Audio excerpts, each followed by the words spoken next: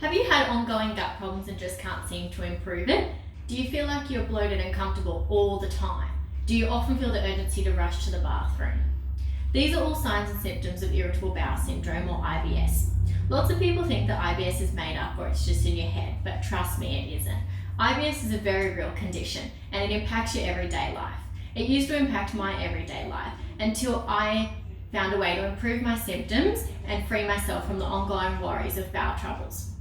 Irritable bowel syndrome is very common, with 1 in 5 Australians suffering in Australia, often in silence. It's not a topic we like to bring up often, so you might think you're the only one going through it. We don't know the causes of IBS, but we know that there are triggers for it. Some people develop it earlier in life and others develop later in life, potentially after a stressful event.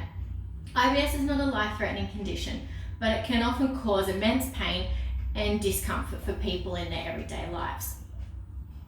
A well-known relief for IBS symptoms is dietary change, such as a low FODMAP diet.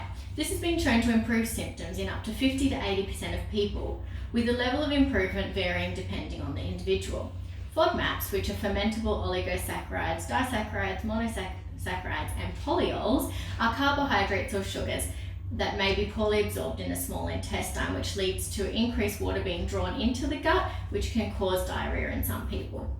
For other people, these molecules travel to the large intestine and are fermented by bacteria, which causes excess gas, and this leads to symptoms such as bloating, constipation, flatulence, pain, and sometimes nausea.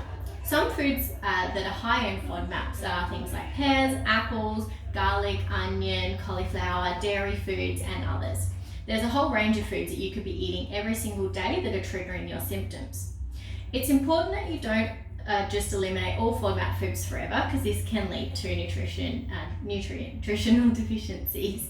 The low FODMAP diet should be trialled with a registered dietitian such as myself and only followed for 2 to 6 weeks until symptoms are improved.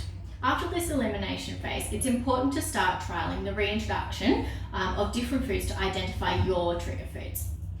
I found for me that swapping to lactose-free milk and limiting my intake of garlic and onion helped immensely with improving my IBS symptoms. The final phase is identifying a personalised diet that limits your trigger foods and incorporates those that are well tolerated.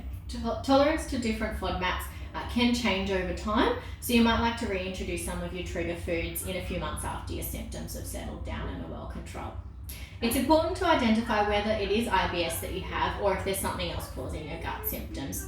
I'll go through your current dietary intake, your symptoms, and your past medical history to identify the reason for your gut symptoms. So the question is, are you ready to start making changes to improve your gut health and live a more comfortable life?